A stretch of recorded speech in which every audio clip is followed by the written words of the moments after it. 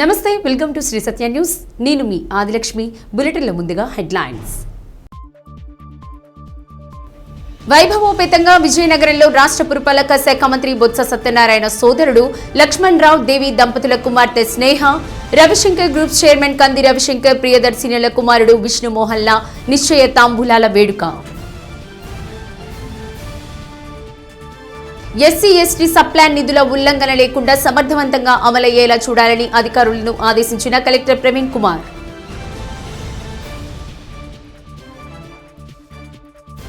జగనన్న సంపూర్ణ గృహ హక్కు పథకం సర్వే కార్యక్రమాన్ని నిర్లక్ష్యం చేస్తే చర్యలు తీసుకుంటామని అధికారులను హెచ్చరించిన కలెక్టర్ ప్రవీణ్ కుమార్. రైతు భరోసా కేంద్రాల వారీగా ఈ క్రాప్ నమోదు నిక్కచ్చిగా పూర్తి చేయాలని క్షేత్రస్థాయి అధికారులను వీడియో కాన్ఫరెన్స్ ద్వారా ఆదేశించిన జేసీ వెంకటమురళి. బంగాళాఖాతంలో ఏర్పడిన అల్పపీడన ద్రోణి ప్రభావంతో భారీ వర్ష సూచన ఉన్నందున మత్స్యకారులు వేటకు వెళ్లవద్దని హెచ్చరించిన మత్స్యశాఖ జేడీ చంద్రశేఖర్ రెడ్డి. రాష్ట్ర పురపాలక పట్టణాభివృద్ధి శాఖ మంత్రి బొత్స సత్యనారాయణ సోదరుడు లక్ష్మణ్ రావు దేవీల కుమార్తె స్నేహ, రవిశంకర్ గ్రూప్స్ చైర్మన్ కంది రవిశంకర్ ప్రియదర్శినిల కుమారుడు విష్ణుమోహన్ వివాహ నిశ్చయ తాంబూలాల స్వీకరణ కార్యక్రమం వైభవంగా జరిగింది. విజయనగరంలోని మెట్రో కన్వెన్షన్ హాల్లో జరిగిన నిశ్చయ తాంబూల కార్యక్రమం వేద మంత్రాల నడుమ సంప్రదాయబద్ధంగా కొనసాగింది. దైవజ్ఞులు నిర్ణయించిన ముహూర్తం ప్రకారం కంది రవిశంకర్ ప్రియదర్శిని దంపతులు, లక్ష్మణరావు దేవి దంపతులు పరస్పరం నిశ్చయ తాంబూలాలు అందుకున్నారు. కార్యక్రమానికి ముఖ్య అతిథులుగా రాష్ట్ర విద్యుత్ శాఖ మంత్రి బాలినేని శ్రీనివాసరెడ్డి, డిప్యూటీ సీఎం పాముల పుష్ప శ్రీవాణి, మాజీ ఎంపీ బొత్స సత్యనారాయణ సతీమణి ఝాన్సీ హాజరై చిన్నారులను ఆశీర్వదించారు. పొన్నూరు శాసనసభ్యులు కిలారి రోసయ్య, లక్ష్మీ దంపతులతో పాటు కేంద్ర మాజీ మంత్రి ఉమ్మారెడ్డి వెంకటేశ్వర్లు, చిత్తూరు శాసనసభ్యులు ఆరణి శ్రీనివాసరావు, గజపతి నగరం శాసనసభ్యులు బొత్స అప్పల నరసయ్య, నెమలిమల్ల శాసనసభ్యులు అప్పల నాయుడు, విజయనగరం శాసనసభ్యులు Kolagatla Veerabhadrarao, Ravishankar groups executive director Kandi Sainath, కంది విజయసాయి దంపతులతో పాటు పలువురు ప్రముఖులు, ఆత్మీయ బంధుమిత్రులు పాల్గొని చిరంజీవులకు ఆశీస్సులు అందించారు. అతిథులను, ఆత్మీయ బంధుమిత్రులను ఇరు కుటుంబాలు సాదరంగా ఆహ్వానించి ధన్యవాదాలు తెలియజేశారు.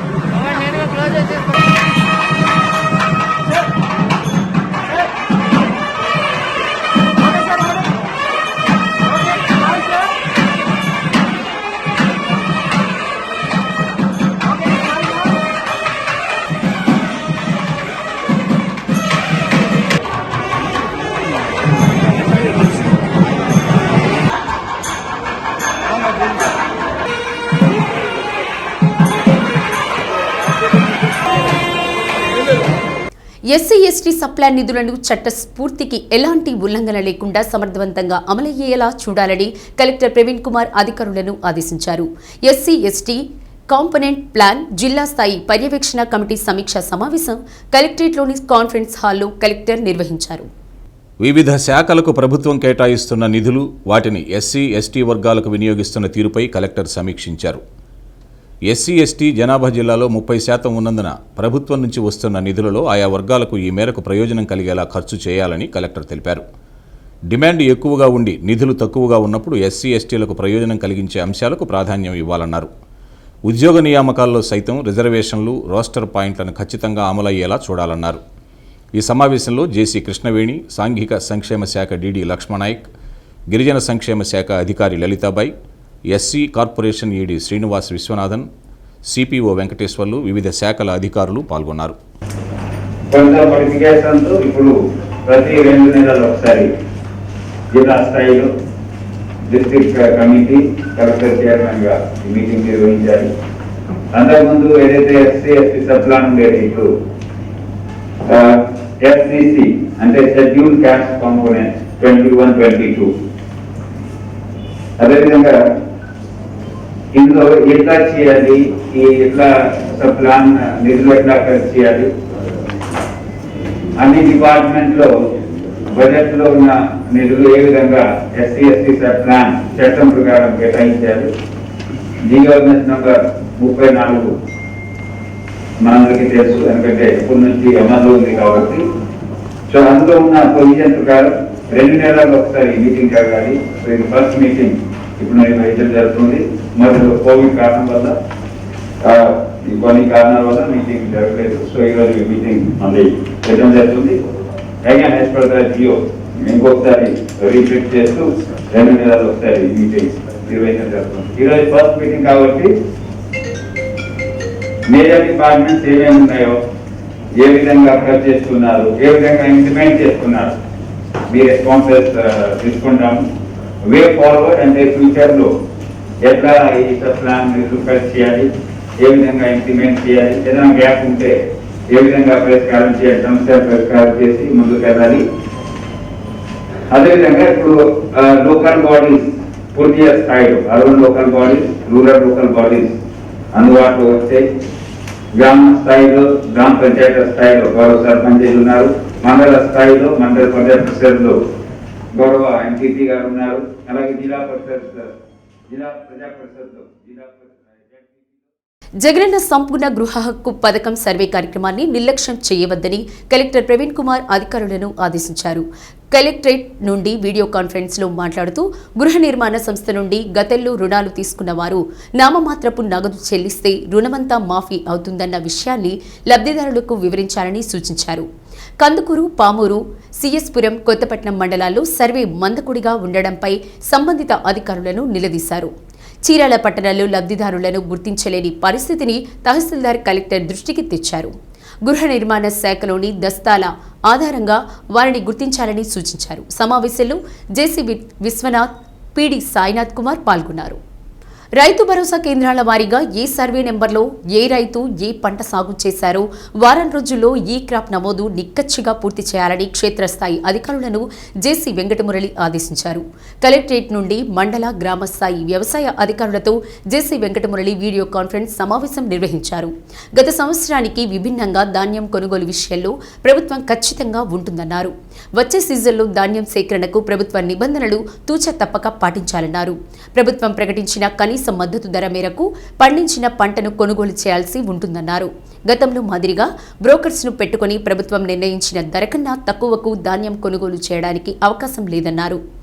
రైతు భరోసా కేంద్రాల నుండే మిల్లుకు ధాన్యం చేరుతుందన్నారు.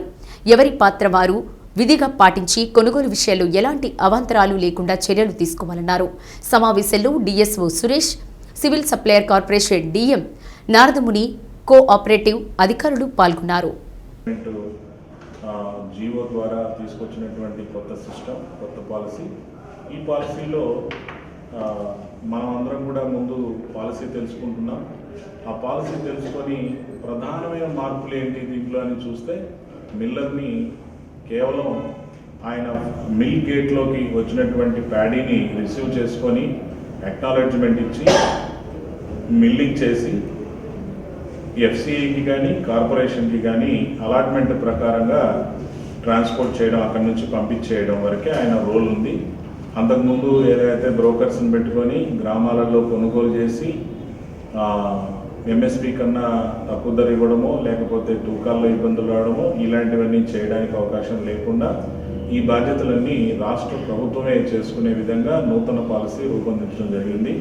నేను మీ అందరికీ చెప్పడం జరిగింది. ఇది మీరు దీని ప్రకారం ఫాలో కావాలి.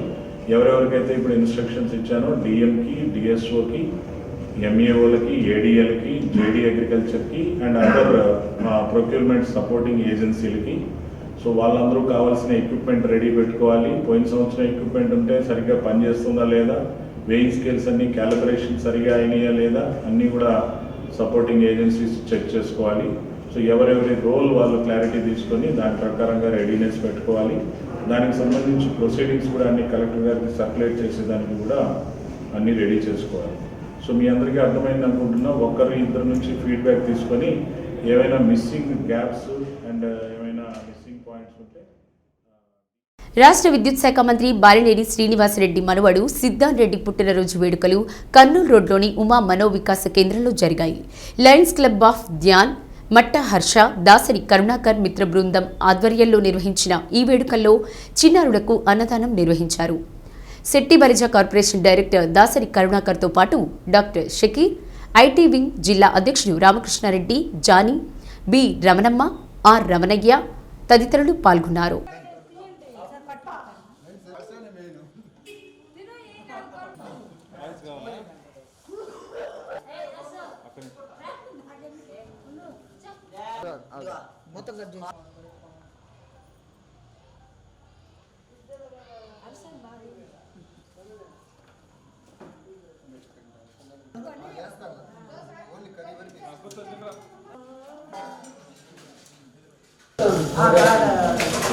మన ప్రీతమ మంత్రివర్యులు అటవీ శాఖ మరియు విద్యుత్ శాఖ మంత్రివర్యులైన బాలినేని శ్రీనివాసరెడ్డి గారి, అలాగే ప్రణీత్ రెడ్డి గారి కొడుకైన బాలినేని సిద్ధాన్ రెడ్డి పుట్టినరోజు ఈరోజు సందర్భంగా ఇక్కడ మారుతినగర్ సెకండ్ లైన్లో ఉన్న ఉమా మనోవికాస కేంద్రంలో అన్నదాన కార్యక్రమం హర్ష ఆధ్వర్యం మరియు కరుణాకర్ అలాగే లయన్స్ క్లబ్ ఆధ్వర్యంలో చేపట్టడం జరిగింది.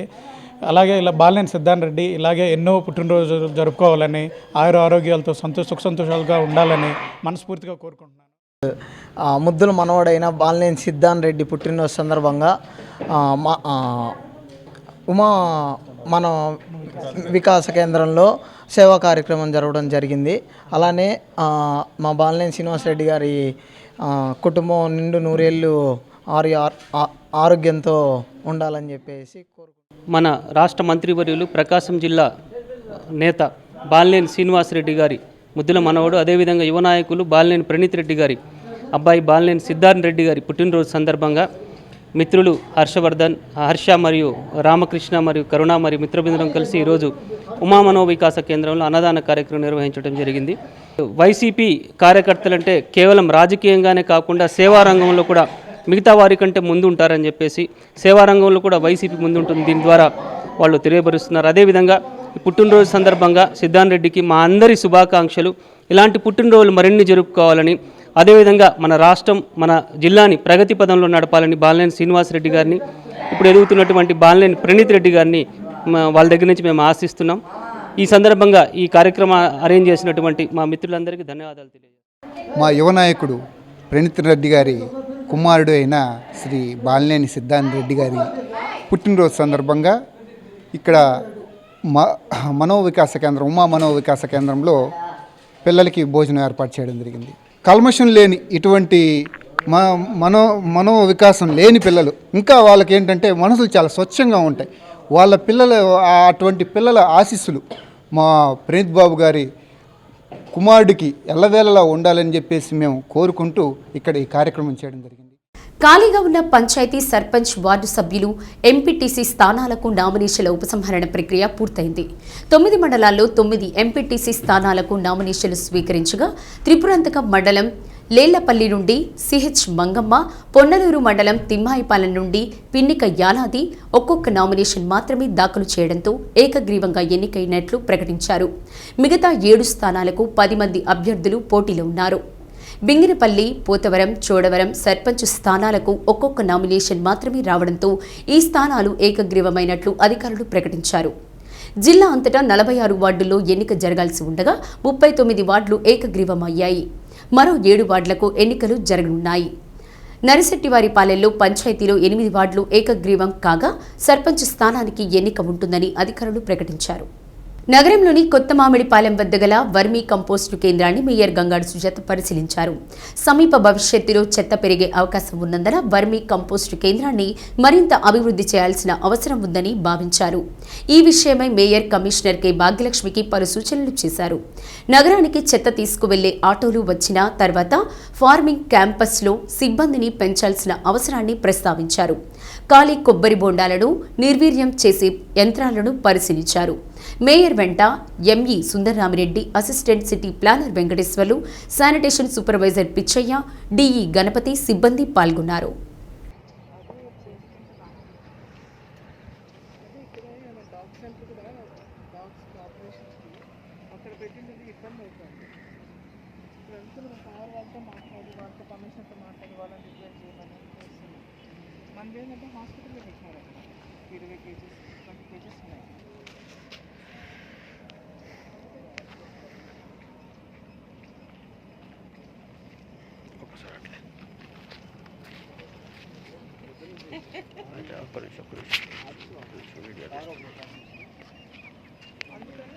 పెట్టేస్తే వెట్ అంతా వర్క్ కంపోస్ట్కి వెళ్ళిపోతుంది. డ్రై ఒకటి ప్రాసెసింగ్ యూనిట్ లాగా అన్నీ పెట్టుకుంటే సరిపోతుంది. ఇది వెనకాల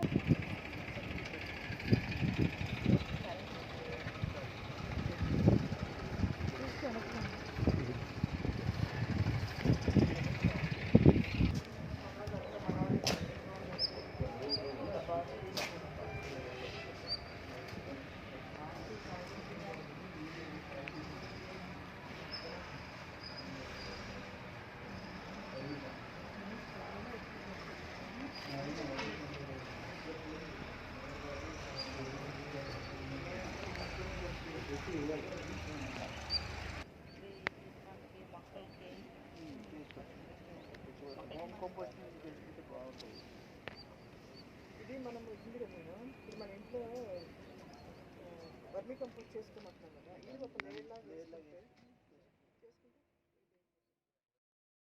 బంగాళాఖాతంలో ఏర్పడిన అల్పపీడన ద్రోణి ప్రభావంతో వర్షాలు కురిసే అవకాశం ఉన్నందున మత్స్యకారులు వేటకు వెళ్లవద్దని జిల్లా మత్స్యశాఖ జాయింట్ డైరెక్టర్ చంద్రశేఖర్ రెడ్డి సూచించారు. జిల్లా కలెక్టర్ ఆదేశాల మేరకు తీర ప్రాంత ప్రజలను అప్రమత్తం చేయడం జరిగిందని అన్నారు.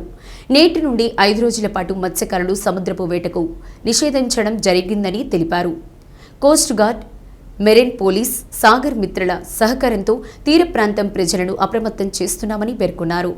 ఇప్పటికే సముద్రంలో వేటకు వెళ్లిన మత్స్యకారులను తిరిగి రప్పించడం జరిగిందని చంద్రశేఖర్ రెడ్డి అన్నారు. 7వ తేదీలో మాకు ఒక స్పెషల్ బులెటిన్ మా గౌరవనీయులు కలెక్టర్ దగ్గర నుంచి మరియు గౌరవ కమిషనర్ దగ్గర నుంచి మాకు ఒక ఆదేశాలు రావడం జరిగింది. ఈ బే ఆఫ్ బెంగాల్లో లో ప్రెజర్ ఏర్పడింది.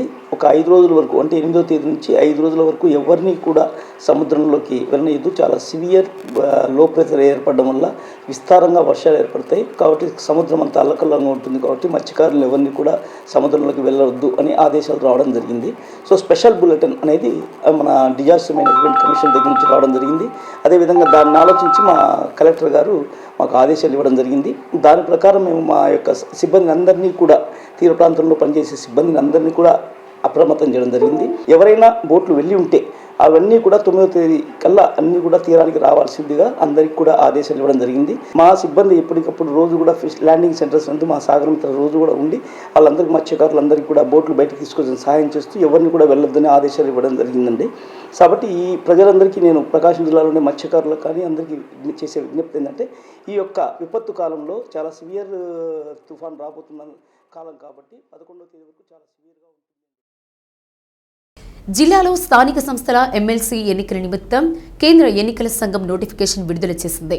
రిటర్నింగ్ అధికారులుగా జేసీ వెంకటమురళి నియమితులయ్యారు. రాష్ట్ర ఎన్నికల అధికారులు ఎన్నికల నిర్వహణపై సమావేశం నిర్వహించనున్నారు. గత ప్రభుత్వ హయాంలో స్థానిక సంస్థల నుండి టీడీపీ తరపున మాగుంట శ్రీనివాసరెడ్డి పోటీ చేసి ఎన్నికయ్యారు. 2019 సార్వత్రిక ఎన్నికల్లో ఆయన వైసీపీ నుండి ఒంగోలు ఎంపీగా గెలిచారు. ఆ తర్వాత ఎమ్మెల్సీ ఖాళీ ఏర్పడింది. తాజాగా నోటిఫికేషన్ విడుదలైంది. స్థానిక సంస్థల నుండి 964 మంది ఓటర్లుగా ఉన్నారు. వచ్చే నెల 10వ తేదీన పోలింగ్ ఉంటుంది. ఆయా డివిజన్ పరిధిలోని ఓటర్లు అక్కడే ఓటు హక్కు వినియోగించుకోనున్నారు. డిసెంబర్ 14న ఓట్ల లెక్కింపు ఉంటుంది. రాష్ట్రంలో తొలిసారిగా అన్ని విశ్వవిద్యాలయాల్లో పీజీ ప్రవేశాల కోసం నిర్వహించిన పీజీ సెట్ ఫలితాలను రాష్ట్ర విద్యాశాఖ మంత్రి ఆదిమూలపు సురేష్ విడుదల చేశారు. విజయవాడ ఆర్ఎండ్బి భవనం ప్రాంగణంలో ఫలితాలను ప్రకటించారు.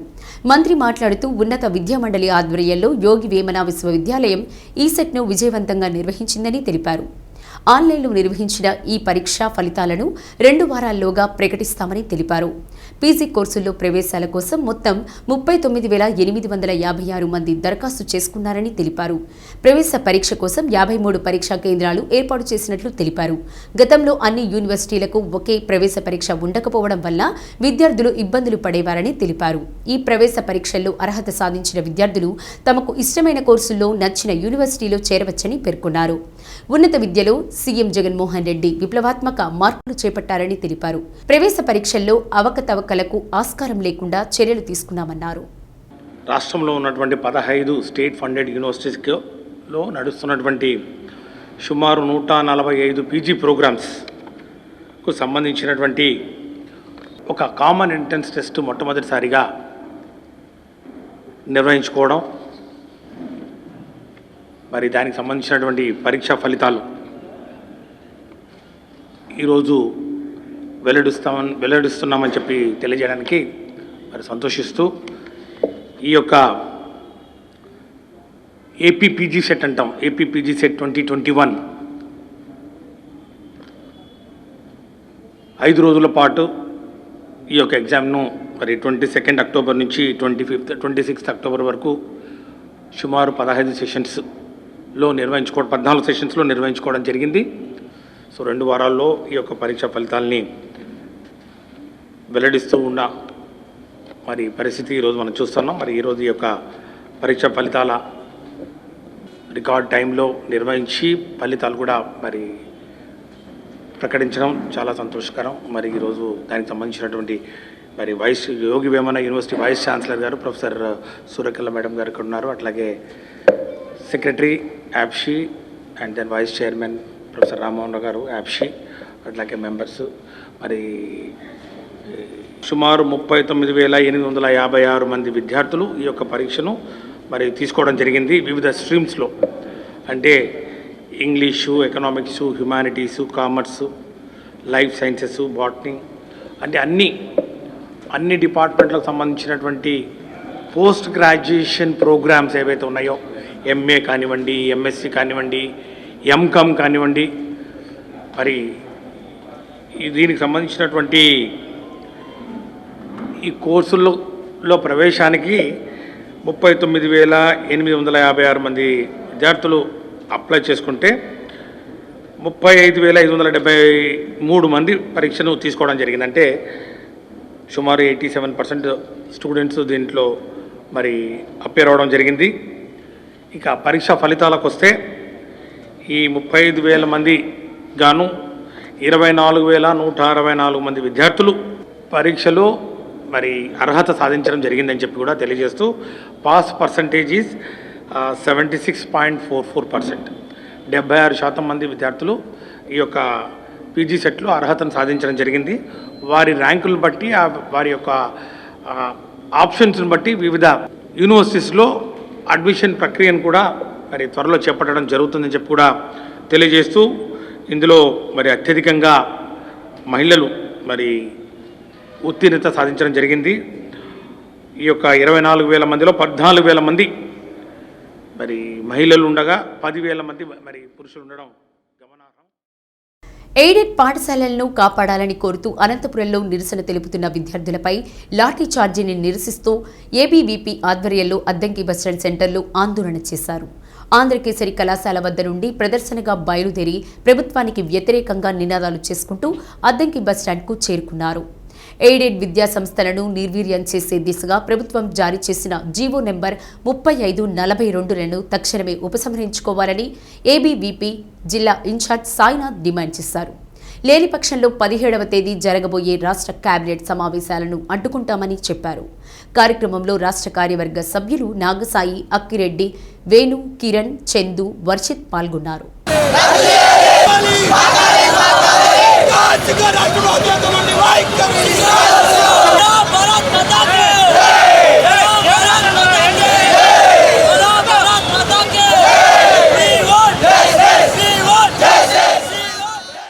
రాష్ట్ర ప్రభుత్వం జీవో నెంబర్ 47 ఏదైతే ఎయిడెడ్ విద్యా సంస్థలకు సంబంధించి ఈ ఎయిడెడ్ విద్యా సంస్థలను ప్రైవేట్లో కానీ లేదా గవర్నమెంట్లో కానీ విలీనం చేయాలని ఏదైతే తీసుకొని వచ్చిన జీవో నెంబర్ 42కు ఏబీవీపీ పూర్తిగా తప్పుపడుతూ ఈరోజు ఒంగోలు స్థానిక అద్దంకి బస్టాండ్ నందు నిరసన కార్యక్రమం తెలియజేయడం జరిగింది. ఎంతో మంది విద్యార్థులకు విద్యను అందించిన ఎయిడెడ్ విద్యా సంస్థలు నేడు మూతపడుతూ అనేక మంది పేద విద్యార్థులకు విద్యను అందించిన ఎయిడెడ్ విద్యా సంస్థలకు నేడు పేద విద్యార్థులు చదువుకోవడానికి గవర్నమెంట్ విద్యా సంస్థలు లేక ఎయిడెడ్ విద్యా సంస్థలు అనేక దశాబ్దాలుగా విద్యార్థులు చదువు అందించిన ఎయిడెడ్ విద్యా సంస్థల్లో నేడు ప్రైవేట్ చేసి ఆ ఫీజుల మూతను అరికట్టలేక రాష్ట్ర ప్రభుత్వం ప్రైవేట్లో కలపాలనే ఆలోచన తీసుకొని రావడం ఏబీవీపీ పూర్తిగా తప్పుపడుతుంది. రాబోయే రోజుల్లో ఏబీవీపీ పెద్ద ఎత్తున ఉద్యమించి విద్యార్థులంతా ఏకతాటిగా తెచ్చి మీ గద్దె దింపుతామని చెప్పి ఈ రాష్ట్ర ప్రభుత్వాన్ని హెచ్చరిస్తున్నాం. ఈ రాష్ట్ర ప్రభుత్వము ఎన్నికల ప్రచారం సమయంలో నేను ఉన్నాను విద్యార్థులకు పెద్దపీట వేస్తామని చెప్పేసి బంగారు పలుకులు పలికి నేను అధికారంలోకి వచ్చిన తర్వాత ఈ రాష్ట్ర ప్రభుత్వం విద్యార్థుల జీవితాలని అంధకారంలో నెట్టేస్తా. జీవో నెంబర్ 42 ఉందో ఎయిడెడ్ కాలేజీల్లో చేస్తే ప్రైవేట్ పరం చేయండి, ప్రభుత్వ పరం చేయండి అని చెప్పి ఒక జీవనం తీసుకురావడం జరిగింది. దీన్ని ఏబీపీ తీవ్రంగా వ్యతిరేకిస్తూ ఉన్నది. ఎందుకంటే ఎయిడెడ్ కాలేజీలు ఎవరి సొత్తు కాదు, కేవలం పేద మధ్యతరగతి విద్యార్థులు చదువుకోవడానికి కోసం మాత్రమే మన పూర్వీకులు ఎయిడెడ్ కాలేజీ తీసుకొచ్చేశారు. ఇప్పుడు దానికి మేము ఒకటి అడుగుతా ఉన్నాం రాష్ట్ర ప్రభుత్వాన్ని, ఇప్పుడు ఆ కాలేజీలు ఏవైతే ఉన్నాయో అవి ప్రభుత్వం పరం చేస్తే వాటి యొక్క ఆస్తులు మీరు తాకట్టు పెట్టుకొని మీ సొంత ప్రయోజనం కోసం ఖర్చు పెట్టుకోవడానికి అని ఏబీపీ అడుగుతా ఉంది. వెంటనే జీవో నెంబర్ 42 ఏదైతే ఉందో దాన్ని వెంటనే రద్దు చేయాలి. లేని పక్షంలో ఈ రాష్ట్రం పెద్ద ఉద్యమం తీసుకొచ్చి ఏబీవీపీ మీ రాష్ట్ర ప్రభుత్వం గద్దె దింపేదాకా ఏబీవీపీ ఉద్యమం చేస్తూ ఉంటుంది. ఇంకో విషయం ఏంటంటే ఈ నెల 17 జరగబోయే కేబినెట్ మీటింగ్ ఏబీవీపీ ఖచ్చితంగా అడ్డుకుంటుందని చెప్పి తెలియజేస్తా ఉన్నాం. Andhra Pradesh chamber of commerce industrial federation డైరెక్టర్గా ఎన్నికైన సిద్ధ సుధీర్ కుమార్ను ఆర్యవైశ్య నాయకులు అభినందించారు. దర్శి మండల ఆర్యవైశ్య సంఘం అధ్యక్షులు కోల భాస్కర్, నాయకులు బొగ్గవరపు సుబ్బారావు, అచ్యుత ప్రకావష్, చందోలు మణికంఠ, దర్శి ఏఎంసీ మాజీ చైర్మన్ సూరే చినసుబ్బారావు అభినందించారు. పారిశుద్ధ్య కార్యక్రమాల అమలుపై కార్పొరేషన్ అధికారుల పర్యవేక్షణ పెరగాలని కమిషనర్ కె భాగ్యలక్ష్మి ఆదేశించారు. కమిషనర్ నగరంలోని పలు డివిజన్లలో పర్యటించి పారిశుధ్య కార్యక్రమాల అమలు తీరును పరిశీలించారు. Srinivasa theatre centre, Teresa high school ప్రాంతాల్లో శానిటేషన్ను పరిశీలించి సిబ్బందికి పలు సూచనలు చేశారు. వీధులు శుభ్రంగా ఉండేలా చర్యలు తీసుకోవాలని తెలిపారు. వర్షాకాలంలో సీజనల్ వ్యాధులు ప్రబలకుండా ముందస్తు జాగ్రత్తలు చేపట్టాలన్నారు. కార్యక్రమంలో ME Sundararamireddy, DE Ganapathi, supervisor Pichaiah, inspector Babji పాల్గొన్నారు.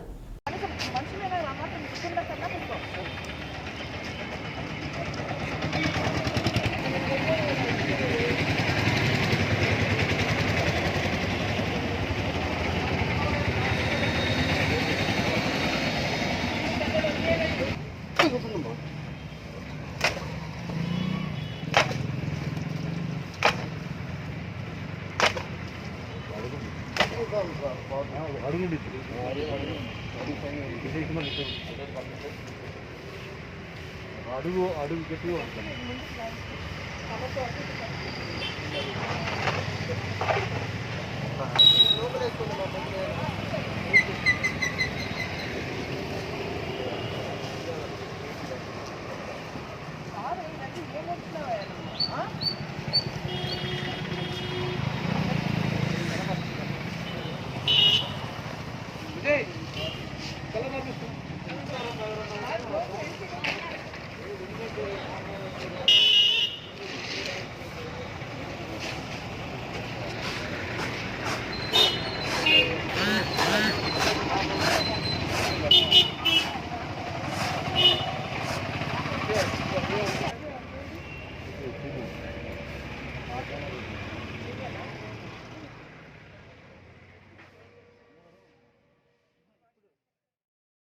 పేరుకే స్వతంత్ర ప్రతిపత్తి గల రాజ్యాంగ వ్యవస్థ అయినప్పటికీ ఆయన బాధ్యతలు స్వీకరించే వరకు దాని శక్తి ఏమిటో, అధికారాలు ఏమిటో దేశ ప్రజలకి, ముఖ్యంగా రాజకీయ నాయకులకు తెలిసేలా చేశారు.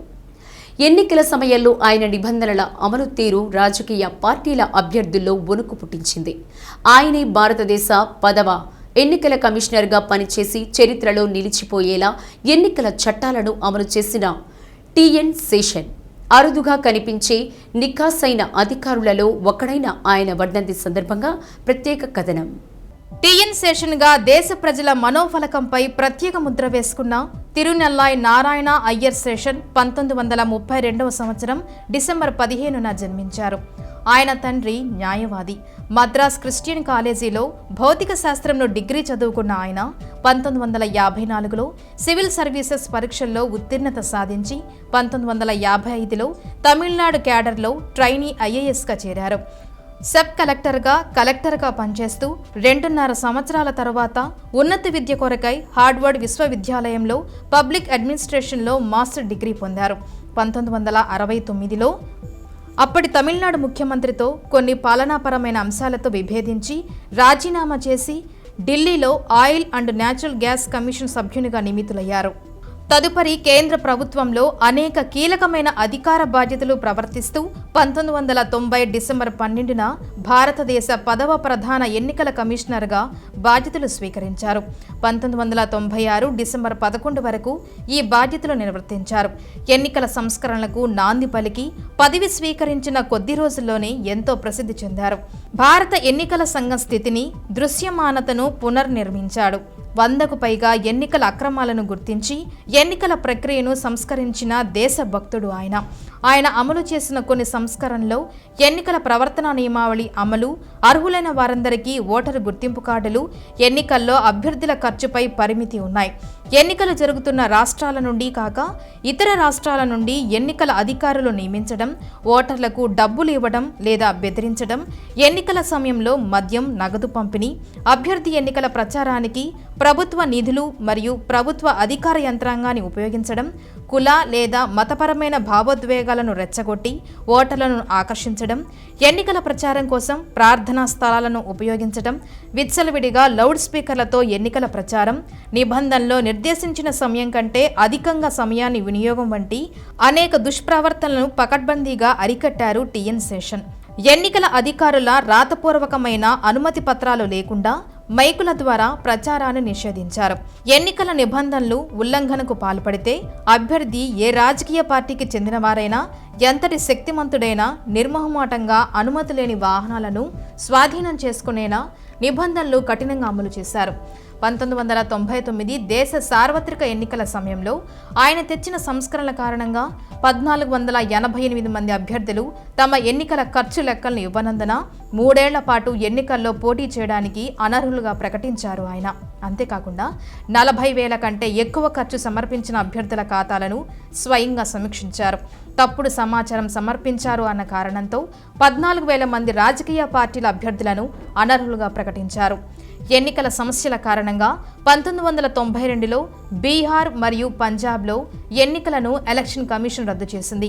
ప్రధాన ఎన్నికల కమిషనర్గా పదవీ విరమణ తర్వాత 1997లో భారత రాష్ట్రపతి ఎన్నికల్లో పోటీ చేసి కేఆర్ నారాయణ్ చేతిలో ఓటమి పాలయ్యారు. తర్వాత కొంతకాలం చెన్నైలో మరియు ముస్సోరీలో మేనేజ్మెంట్ కోర్సులో బోధకుడిగా పనిచేశారు. 2012లో మద్రాస్ హైకోర్టు ద్వారా పచ్చయ్యప్ప ట్రస్ట్ నిర్వాహకుడిగా నియమించబడ్డారు. ఇంతేకాక 1999లో గుజరాత్లోని గాంధీనగర్ నుండి బీజేపీ అగ్రనేత లాల్ కృష్ణ అద్వానీపై కాంగ్రెస్ అభ్యర్థిగా పోటీ చేసి ఓటమి చెందారు. ఆయన చేసిన ప్రభుత్వ సేవలకు గాను 1996లో రామన్ మెగసెసే అవార్డును అందుకున్నారు. శేషన్ భార్య జయలక్ష్మి 2018లో మరణించారు. 1959లో వివాహమైన శేషన్ దంపతులకు సంతానయోగం కలగలేదు. తమిళం, మలయాళం, సంస్కృతం, ఇంగ్లీష్, హిందీ, కన్నడ, మరాఠీ మరియు గుజరాతీ వంటి భాషలలో ప్రావీణ్యం గల శేషన్ 2019 నవంబర్ 10న చెన్నైలోని తన స్వగృహంలో అంతిమ శ్వాస విడిచారు. ఎన్నికల సంఘానికి సంస్కరణల అమలుకు చారిత్రాత్మకమైన పాత్ర పోషించి ఎన్నికల సంఘానికి ప్రజల్లో ఒక నమ్మకాన్ని, రాజ్యాంగ వ్యవస్థల సత్తాన్ని, శక్తిని చాటి చెప్పిన అరుదైన గొప్ప వ్యక్తి టిఎన్ శేషన్ చిరస్మరణీయుడిగా చరిత్రలో నిలిచిపోతారు అనటంలో ఎటువంటి సందేహం లేదు. జిల్లాలో జగనన్న విద్యా కానుక బయోమెట్రిక్ 91% మంది తల్లిదండ్రులతో వేయించినట్లు డీఈఓ బి విజయభాస్కర్ తెలిపారు. 3,37,133 మంది కిట్లు అందించాల్సి ఉండగా 3,04,100 మందికి పంపిణీ చేసినట్లు తెలిపారు. మిగిలిన వారితో బయోమెట్రిక్ వేయించాల్సి ఉందని తెలిపారు. సాంకేతిక కారణాల వల్ల బయోమెట్రిక్ ఆలస్యమవుతుందని తెలిపారు. వీనస్ ఇంటర్నేషనల్ ఫౌండేషన్కు చెందిన centre for health and medical sciences అత్యుత్తమ పరిశోధన అవార్డు అందుకున్న రిమ్స్ వైద్యశాల అసిస్టెంట్ ప్రొఫెసర్ డాక్టర్ తిరుమల్ రావును అభినందించారు. ఈ నెల 6న చెన్నైలో జరిగిన అంతర్జాతీయ ఫౌండేషన్ వార్షిక ఆరోగ్య సంరక్షణ సమ్మిట్ సందర్భంగా అవార్డు ప్రదానం చేశారు. రిమ్స్లో కోవిడ్ నివారణ కంట్రోల్ రూమ్ బాధ్యతలు నిర్వహిస్తున్నారు. అవార్డు అందుకున్న తిరుమల్ రావును RIMS superintendent doctor Sriramulu, principal SVV Rajamannar, HOD doctor Appala Naidu తదితరులు అభినందించారు. రిమ్స్ గవర్నమెంట్ మెడికల్ కాలేజ్ ఒంగోలులో గత 7 సంవత్సరాల నుంచి పనిచేస్తూ ఉన్నాను. గత 1.5 సంవత్సరం నుంచి ప్రకాశం జిల్లాకి డిస్ట్రిక్ట్ కోవిడ్ కంట్రోల్ తరపు నుంచి సేవలు అనేవి అందిస్తూ ఉన్నాను. చండీగఢ్ పీజీఎంఆర్లో నా పోస్ట్ గ్రాడ్యుయేషన్ అయిన తర్వాత నాకు రీసెర్చ్ అనేది చాలా ఇంట్రెస్ట్. ముఖ్యంగా డయాబెటీస్ మీద, అదేవిధంగా న్యూట్రిషన్ మీద, నాన్ కమ్యూనికబుల్ డిసీజ్ మీద ఇంతవరకు రీసెర్చ్ అనేది చేయడం జరిగింది. ఇప్పటి వరకు 20 పేపర్లు అనేది నేను రాయటం జరిగింది. అవి నేషనల్ జర్నల్స్లోను, ఇంటర్నేషనల్ జర్నల్స్లోనూ ప్రచురితమయ్యాయి. 2 నెలల క్రితము చెన్నైలో వీనస్ ఇంటర్నేషనల్ ఫౌండేషన్ వాళ్ళు ఈ యొక్క రీసెర్చ్ వివరాల గురించి అడగడం జరిగింది. మొత్తం 349 అప్లికేషన్లు వస్తే 33 మందిని దేశమంతటా అదేవిధంగా ప్రపంచమంతటి నుంచి సెలెక్ట్ చేసుకోవడం జరిగింది. ఈ నెల నవంబర్ 6వ తేదీన వీనస్ ఇంటర్నేషనల్ ఫౌండేషన్ తరపున అవుట్స్టాండింగ్ రీసెర్చర్ అవార్డు అనేది నాకు ఇవ్వడం జరిగింది. ఇక్కడ రిమ్స్ కాలేజీలో పనిచేసేటప్పుడు కూడా స్టూడెంట్స్ చాలామంది నేను సపోర్ట్ ఇవ్వడం ద్వారా ఐసీఎంఆర్ ప్రాజెక్ట్స్కి సెలెక్ట్ అయ్యి వాళ్ళు కొన్ని పబ్లికేషన్స్ కూడా చేయడం జరిగింది.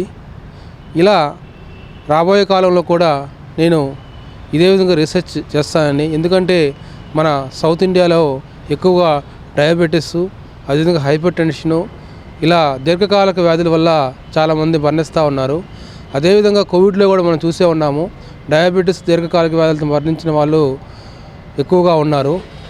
సో రాబోయే కాలంలో ఎలా నివారించాలి, ప్రజల యొక్క మరణాలు ఈరాని వ్యాధుల గురించి ఎలా తగ్గించాలనే విషయం మీద రీసెర్చ్ చేస్తాము.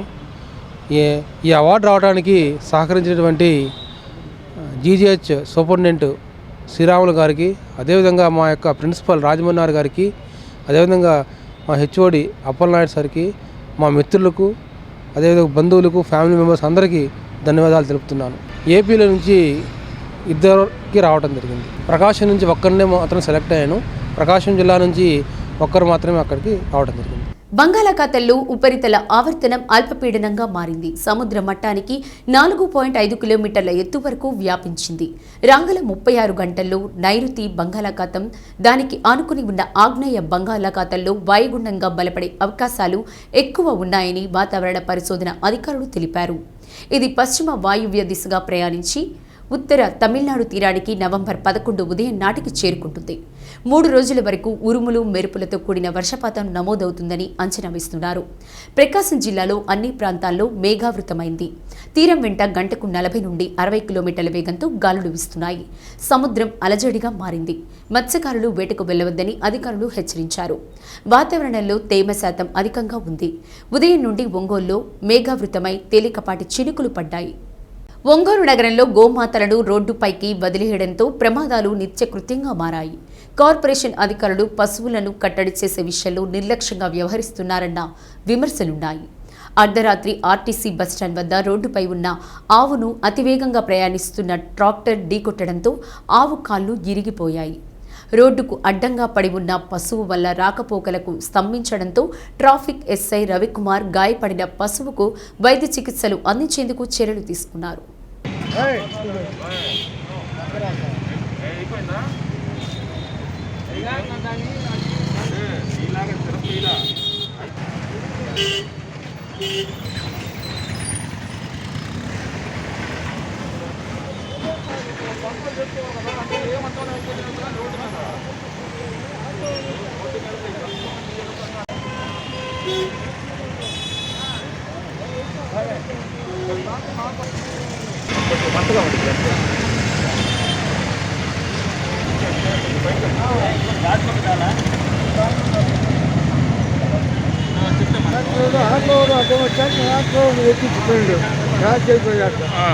రోడ్డు బండి ఎక్కడ దెబ్బతల్లి గిలక దగ్గర తొక్కిచ్చేసాడండి.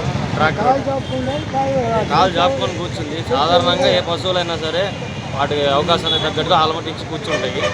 వాడు మితిమాలిన వేగంతో చూసుకోకుండా తొక్కిచ్చేసి వెళ్ళిపోయాడు. రోడ్డు మీద పడుకొని ఉంటే ఆవు ట్రాక్టర్ తొక్కేసిందండి. మితిమారిన వేగంతో ట్రాక్టర్ డ్రైవరు తొక్కేసి వెళ్ళిపోయాడు. అదే సమయంలో మన ఎస్ఐ గారు కూడా ఉంటే ఆటో వాళ్ళ సాయంతో వాళ్ళతో తీసుకొచ్చి పక్కన పెట్టి ఫస్ట్ ఎయిడ్ అయితే చేయించాము. ప్రస్తుతానికి ట్రీట్మెంట్ జరుగుతూ ఉందండి. కోలుకుంటే చాలా సంతోషంగా ఉంటుంది. కానీ ఈ ట్రాక్టర్లు డివైడర్లు కానుకొని బండ్లు చాలా అతివేగంగా పోవడం అనేది చాలా ప్రమాదకరం. ఎప్పటికైనా అది కొంచెం తగ్గించుకుంటే కుర్రోళ్ళు కానీ ఎవరైనా కానీ కొంచెం బాగుంటుందని నా అభిప్రాయం. మనుషులకే ఏం జరగకపోతే పట్టించుకోవట్లేదు, కనీసం పశువులకు కూడా జరగకపోతే పట్టించుకోకపోతే చాలా బాధాకరం. అందరం పశువుని గోమాతతో పూజించుకుంటాము. అలాంటి గోమాతకి ఇట్లా జరిగిందంటే ఎవరికైనా చాలా బాధాకరంగా ఉంటుంది.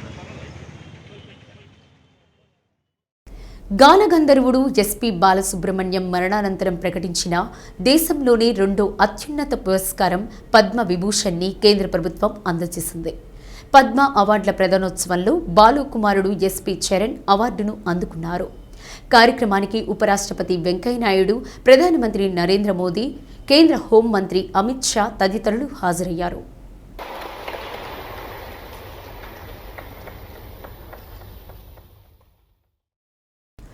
సమాజంలో నిత్యం పెత్తందారుల అన్యాయాలకు, అక్రమాలకు, దౌర్జన్యాలకు గురై చిత్రహింసలు పడుతున్న దీన హీన ప్రజల తరపున తన ప్రతి రచనలోనూ వకల్తా పుచ్చుకొని సాంఘిక ఆర్థిక న్యాయం కోసం వాదించిన వాడు అతడు.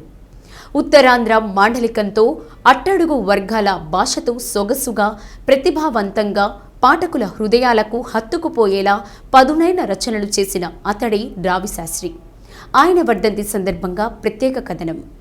రావిశాస్త్రిగా సుపరిచితుడైన రాచకొండ విశ్వనాథ శాస్త్రి నారాయణమూర్తి సీతాలక్ష్మి దంపతులకు 1922 సంవత్సరం జూలై 30న శ్రీకాకుళంలో జన్మించారు. వారి స్వస్థలం అనకాపల్లి దగ్గర తుమ్మపాల గ్రామం. వారి తండ్రి న్యాయవాది, తల్లి సాహితీకారిణి.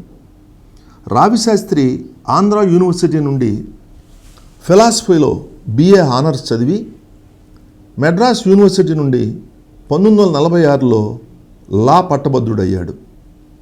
1947 ప్రాంతంలో న్యాయవాద వృత్తిని స్వీకరించాకనే శ్రీకాకుళం, విశాఖ జిల్లాల జనజీవితాన్ని విస్తృతంగా పరిశీలించసాగాడు.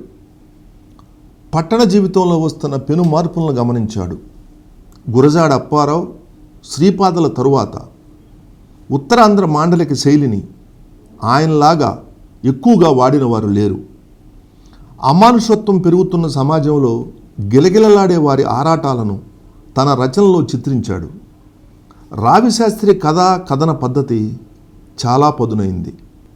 సమాజం అట్టడుగు పొరల్లో అనుక్షణం భయపడుతూ జీవించే అదో జగత్ సహోదరుల సమస్యలను, వాటి వలన కలిగే దుఃఖాన్ని సూటిగా గుండెలకు నాటేలా చెప్పి వారి జీవితం పట్ల పాఠకుల సానుభూతి పిండగల ఏకైక ప్రతిభావంతుడు రావిశాస్త్రి. తెలుగు నవలా ప్రపంచంలో విజయవంతమైన ప్రయోగాత్మకమైన రచనలను ఆయన చేశారు. జేమస్ జాయిస్ రచనా పద్ధతిని మొదటిసారిగా తెలుగు కథలకు అన్వయించింది కూడా రావిశాస్త్రే. రావిశాస్త్రిది చాలా విశిష్టమైన వ్యక్తిత్వం. 1983 సంవత్సరంలో ఆంధ్ర యూనివర్సిటీ వారు గౌరవ కళా ప్రపూర్ణను ప్రకటిస్తే దానిని తిరస్కరించారు. అంతేకాకుండా 1966లో తీసుకున్న కేంద్ర సాహిత్య అకాడమీ అవార్డును తిరిగి ఇచ్చివేశారు. రావి శాస్త్రి కథకుడే కాదు, నటుడు కూడా. ఆయన వ్రాసిన నిజం నాటకంలోనూ, గురజాడ విరచిత కన్యాశుల్కం నాటకంలోనూ నటించాడు. నిజం నాటకం ఆ రోజుల్లోనే అంటే 1962 ప్రాంతంలో 100 ప్రదర్శనలు ఇవ్వటం విశేషం. అది కొమ్ముల తోటలా ఉంది. ఆ కొమ్ములు కత్తుల జంటల్లా ఉన్నాయి. ఆ జంటలు కెరటాలు లేచినట్లు, కొమ్ములు కదలినట్లు లేచి కదులుతున్నాయి. ఆ కదిలే కొమ్ముల వింత వింత కళ్ళతో వికారంగా చూస్తున్నాయి. ఆ చూపులో ఆకలి చాకులున్నాయి. ఆ చాకులకి పాముల మెరుపులున్నాయి. ఆ మెరుపుల వెనక నిప్పుల నాలికలు ఉన్నాయి. ఇవన్నీ చూసిన తర్వాత రచయిత ఎవరో చెప్పనక్కర్లేదు. ఈ కొద్ది వాక్యాలు చాలు. రావి శాస్త్రి సంతకం అక్కర్లేని వచనమని. అది ఆయన సొంత బాణి.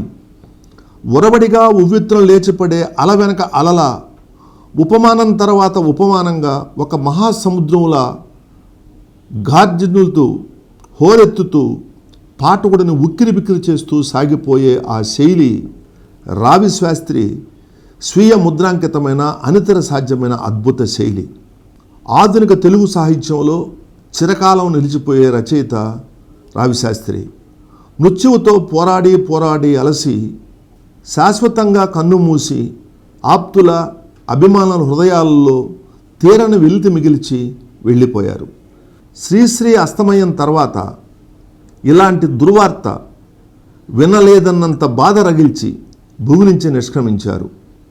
తొలి రోజుల్లో ఏవేవో మారుపేర్లతో వ్రాసేవారు. 40 ఏళ్లకు పూర్వం భారతిలో మెరుపు మెరిసింది కథానిక వ్రాసినప్పుడు ఎవరి జాస్మిన్ పేరు వెనక దాగిన మంచి రచయిత అని పాఠకులు ఆరా తీశారు.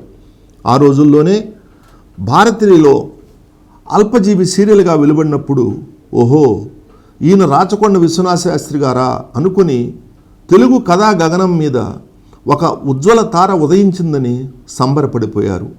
ఇక ఆ పిదప ఆయన కథ తర్వాత కథతో పాఠకుల అభిమానాన్ని కొల్లగొట్టారు. చలం తన కథలతో ఒకవైపు కొత్త తలుపు తెరిస్తే రావిశాస్త్రి మరొక వైపు తలుపులు తెరిచాడు.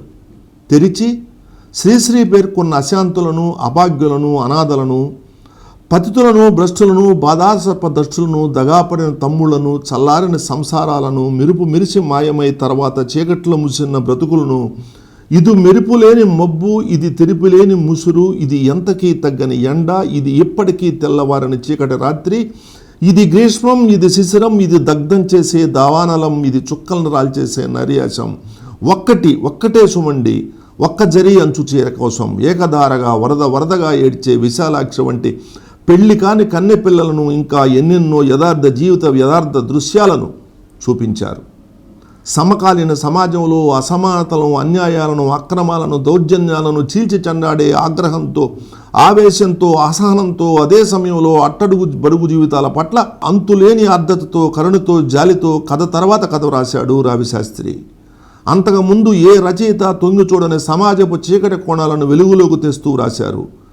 కవిత్వంలో శ్రీశ్రీ చేసిన పని కథలతో రావిశాస్త్రి చేశాడు. తెలుగు కథా సాహిత్యాన్ని ఒక మలుపు తిప్పారు. తెలుగువాడైపోయారు కానీ రచయితగా రావిశాస్త్రి ఔన్నత్యం ఏ ప్రపంచ రచయితలకు తీసిపోదు. ఆయనను పోలిస్తే ఒక చెకోవ్తో పోల్చాలి, ఒక గోర్కీతో పోల్చాలి. మొదట నుంచి రావిశాస్త్రి చాలా కాన్షియస్ రచయిత. తాను రాసేదేమిటో, ఎవరి గురించి, ఎవరి కోసం రాస్తున్నాడో తెలిసిన రచయిత. రచయిత అయిన ప్రతివాడు తాను రాస్తున్నది ఏ మంచికి హాని కలిగిస్తుందో, ఏ చెడ్డకు ఉపకారం చేస్తుందో అని ఆలోచించవలసిన అవసరం ఉందని నేను తలుస్తాను అంటాడు రావిశాస్త్రి. ప్రతి రచయిత తాను ఎవరి మంచి కోసం రాయాలో ఎప్పుడో ఒకప్పుడు నిర్ణయించుకుంటాడని నేను అనుకుంటాను అని ఆయన చాలా స్పష్టంగా తన సాహిత్య జయం గురించి రాసుకున్నాడు. శ్రీకాకుళం, విజయనగరం, విశాఖ జిల్లాల ఉత్తరాంధ్ర మాండలికాన్ని, ముఖ్యంగా అట్టడుగు వర్గాల భాషను అంత సొగసుగా, అంత పదునుగా, అంత శక్తితో రాసిన రచయిత మరొకరు లేరు.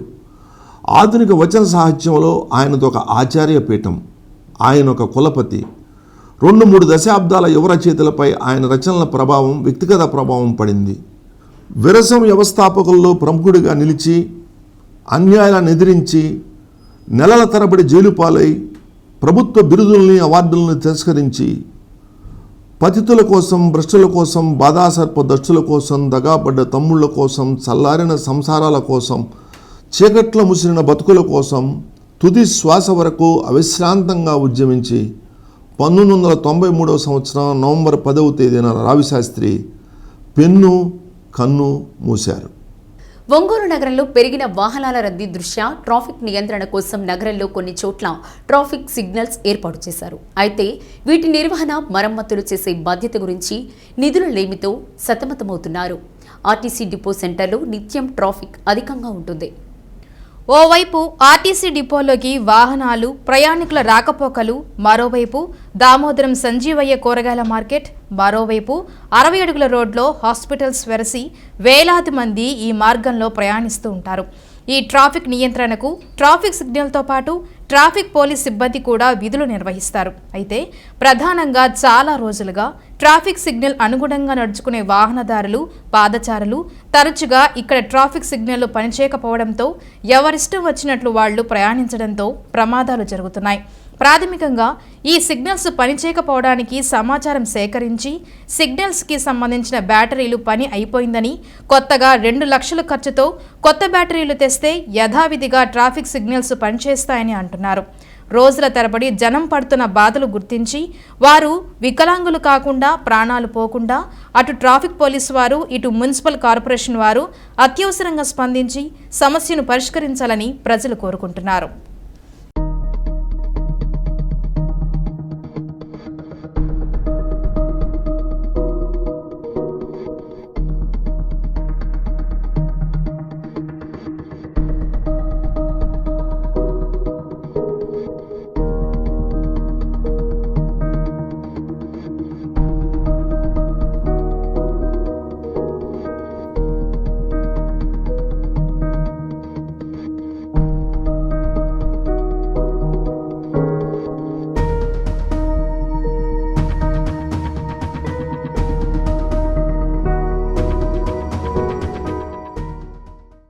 చీమకుర్తిలోని నగరేశ్వర స్వామి దేవస్థానంలో కార్తీక పౌర్ణమి సందర్భంగా ప్రత్యేక జ్వాలా తోరణం నిర్వహిస్తామని అర్చక స్వాములు అల్లూరి రామకృష్ణ శర్మ తెలిపారు.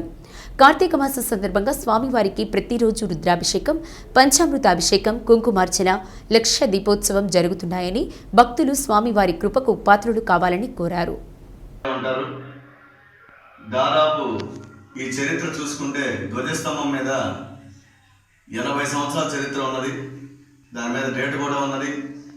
చాలా మహిమ గల స్వామి, అమ్మవారు కూడా చాలా భక్తుల కోరికలన్నీ తీరుస్తూ కూడా చాలా మహిమాన్వితంగా కూడా వర్ధిల్లుతూ ఉన్నది.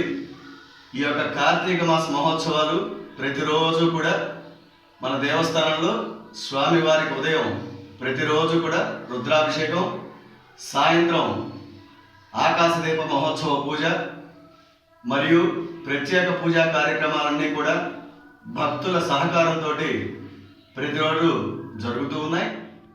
ఈ యొక్క కార్తీక మాసంలో విశిష్టత ఏమిటంటే ఒంగోలు జెడ్పీ వైస్ చైర్పర్సన్ సుజ్ఞానమ్మకు జై జై సాయి ట్రస్ట్ ఆధ్వర్యంలో షిరిడి సాయి గ్లోబల్ సేవా జీవిత సాఫల్య పురస్కారం అందజేశారు. చిలకలూరిపేటకు చెందిన జై జై సాయి ట్రస్ట్ తరపున హెల్త్ కమ్యూనిటీ ఆఫీసర్గా పదవీ విరమణ చేసి తరువాత జిల్లా జెడ్పీ వైస్ చైర్మన్గా ఎన్నిక అయిన సుజ్ఞానమ్మ సేవా కార్యక్రమాలకు గుర్తుగా ఈ పురస్కారం అందజేస్తున్నట్లు సంస్థ ప్రతినిధులు తెలిపారు. అదేవిధంగా మాటూరు తహసీల్దార్గా ప్రజలకు మెరుగైన సేవలు అందిస్తున్న వెంకటరెడ్డిని సన్మానించారు. ట్రస్ట్ సిబ్బంది, పలువురు ప్రముఖులు పాల్గొన్నారు.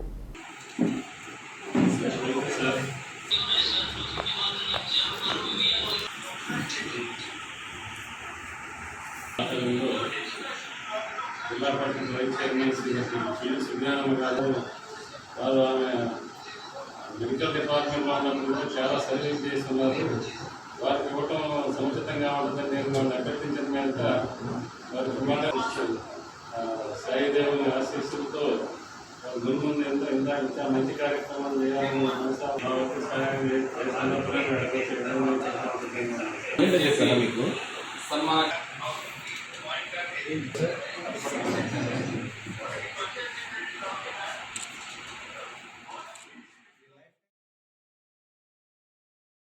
బులెటిన్ ముగించే ముందు హెడ్లైన్స్.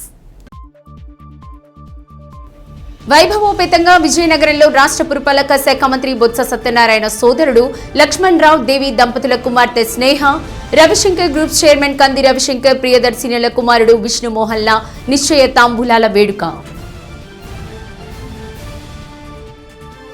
ఎస్సీ ఎస్టీ సబ్ప్లాన్ నిధుల ఉల్లంఘన లేకుండా సమర్థవంతంగా అమలయ్యేలా చూడాలని అధికారులను ఆదేశించిన కలెక్టర్ ప్రవీణ్ కుమార్.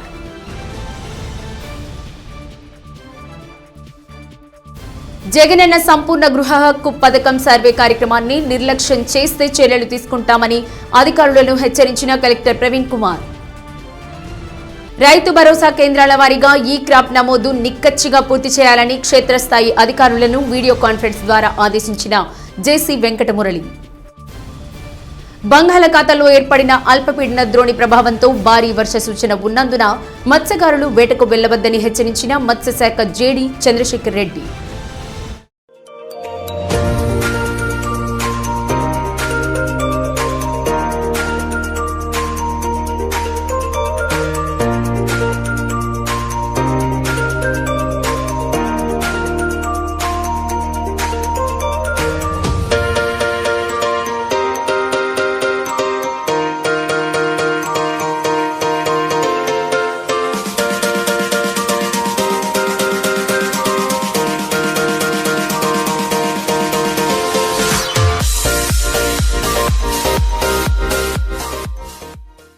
శ్రీ సత్య న్యూస్లో నేటి మాట.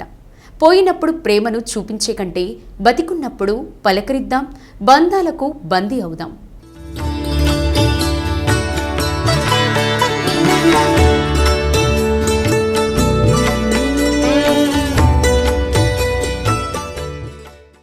శ్రీ సత్య న్యూస్ ఇంతటితో సమాప్తం. ఇవి బులెటిన్ విశేషాలు.